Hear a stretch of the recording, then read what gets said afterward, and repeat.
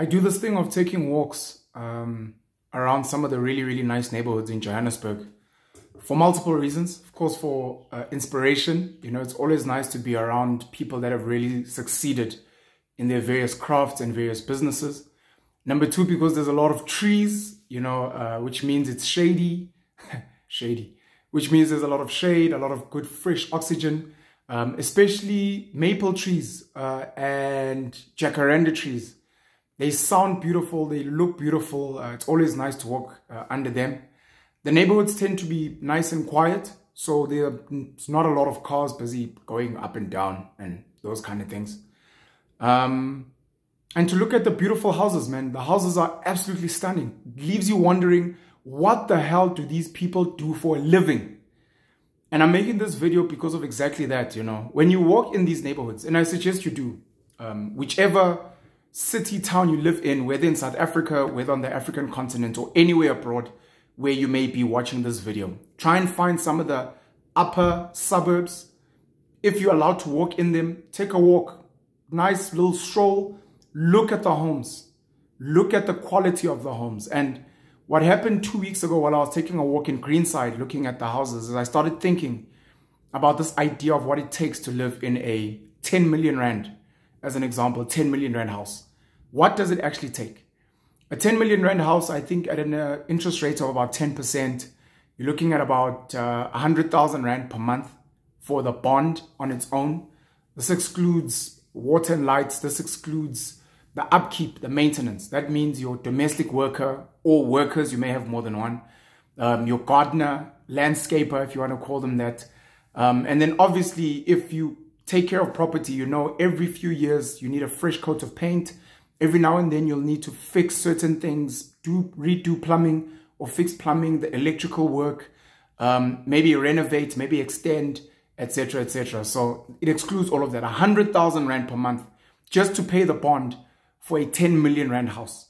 So the question becomes, what the hell are you doing for a living to be taking home more than 100,000 rand a month? Because of course, you also have maybe a car or a couple of cars in that boss crib. Your kids, if you have children, probably go to decent, top private and public schools. You've got some kind of a lifestyle you need to maintain. And you may even have other investments elsewhere. So we might see this 10 million rand house, but you've probably got a portfolio of like 10 other rental properties.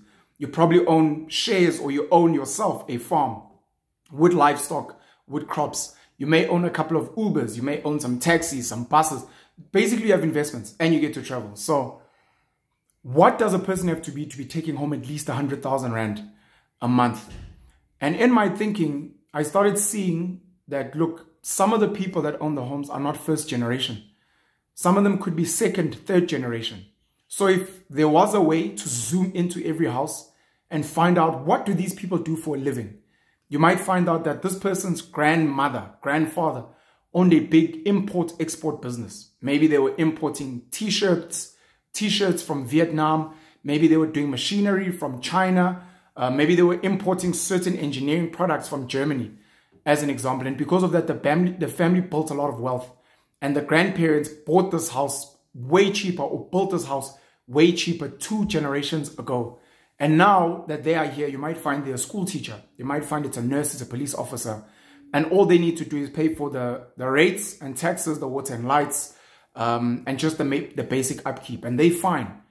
You may find that maybe the parent was a surgeon or some type of top engineer.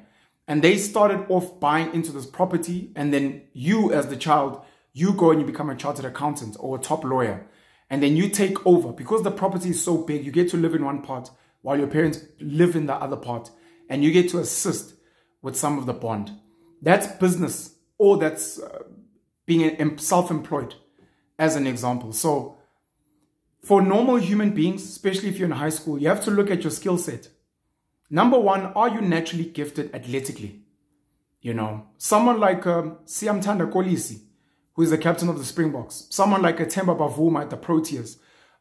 Someone like whoever's playing for Ibafana Bafana and is top there. You might find that those guys were athletically brilliant from a really young age. So if they kept investing in their craft, they will move from Emadadeni in Newcastle to Hutton Heights in Newcastle, which is a Lani suburb, and then get selected for a team like Sundowns, and then move to Pretoria and live in a place like Waterkloof in a really, really boss crib. Because they were that good. You might find someone like a Siyakolisi, a real life example. Zwide Township moves to, let's say, a better neighborhood in Port Elizabeth, Gqeberha, and then moves to a really, really Lani neighborhood in Cape Town. Somewhere like a Constantia, Bishop's Court, you know, as an example. Because they are now Springbok captain, they are maybe earning in dollars because of the work they do at Rock Nation, etc. And you become really that great as an athlete. But not everyone is gifted athletically, sadly. And you can put in a lot of work. You can position yourself to get scholarships for sports, but you may not be at that level where once you go pro, you can be earning 200, 300,000 Rand a month. That's one avenue. Another avenue is generally what we call the academic avenue. That's the one that's most popular to people. That means do really, really well at school. Come matric, you get 6 A's. You know, you pass with a distinction, you get exemption, and then you go and study a high demand, high paying profession such as medicine, engineering, law, accounting, maybe something in IT where you're working internationally and you're getting paid in dollars. Then you can go into the industries. You can go into mining. You can go into high-end manufacturing. You can go into banking. You can go into insurance products, etc. And then if you work your way up, because getting those A's, passing cum laude at tertiary, and getting that qualification, whatever it may be, that's just one step. But then you have to work your ass off in corporate, which is highly competitive itself. And you become a senior manager. You become an executive. You probably even become a minority shareholder or even a majority shareholder in a company somewhere. And it can be a multinational, which means you work in South Africa, but your company works globally or on the continent. And from there, all of a sudden, you're earning 200,000, 300,000 Rand a month. These are first generation. These are first generation people. Sports, academics in a high paying profession. Then there are people in business, and business can be first generation. You can decide to become a tenderpreneur and supply government, or work in the private sector and be a tenderpreneur there, what they call procurement in the private sector. So you're supplying big companies, your Unilevers, your Tiger Brands, your ShopRites. You know, there are people that supply those businesses, whether it's security, cleaning, you could be supplying products, you could be supplying certain services, you could be a subsidiary of that company, but you supply them. And through that, you end up making a lot of money because of that business. First generation. Like I said, you could be second, third generation. Could be that your grandfather had a little spaza shop, Alex, somewhere, and then his spaza shop circuit did really well. And then his son, your father or your mother, they go and they scale the spaza shop. They end up having 10 spaza shops. And one of the major spaza shops, they end up turning into a supermarket. And then with that supermarket, they end up having a big butchery. They maybe add a funeral parlor. They add a car wash, and all of a sudden it's a shopping center. And then you come in and you say, look, I'm going to take this model and I'm going to replicate it to the other 9 spaza shops. And all of a sudden our family has got 10 supermarkets with funeral parlors, butcheries, car washes, maybe a fuel station. And third generation, you find out, I now get to live in this really, really Lani 10 million Rand house because we've built businesses as a family. A lot of the Indian Muslims in South Africa do that. A lot of the Jewish business people in South Africa do that. Some of them, of course, they invest in law, they invest in money management, banking, etc. Yeah, and then obviously some black people, of course. A lot of people are like, blacks are just tenderpreneurs. There are actually a few tenderpreneurs. Most black people that have a lot of money are professionals. Chartered accountants, doctors, engineers, lawyers. Some of them have businesses like car washes, amashisanyam. Maybe they own taxis, maybe they own buses. Some of them actually own livestock. I know Baba that have 200, 500 heads of cattle. And you can imagine if you're selling 10 heads of cattle every month at 20,000 Rand each, that's 200,000 in sales per month, along with maybe other things that you may be doing. So I thought it was an interesting concept to think about if you could walk in a neighborhood and look at the really beautiful homes and zoom into what does this family do for a living. And that's one person. It could be multiple people. Andrew Tate has spoken about the idea of, let's say, 3 siblings. Myself, my brother Penson, my sister Penrose, living in one house as if we are foreigners and saying, you will go out and make money. Come in and let's invest in this house together. My brother starts a business. I become a high earning professional. My sister maybe becomes a celebrity and we're each bringing in 30,000 Rand a month. That's 90,000 that we can work on in building this house or growing this house. And as we scale, we can go and get a bigger house. And if we bring in our partners, I bring in my partner, my brother brings in his partner, my sister does the same, all of a sudden we've got 6 incomes in one home. And we can now buy like a mansion and live in this really, really crazy home as well.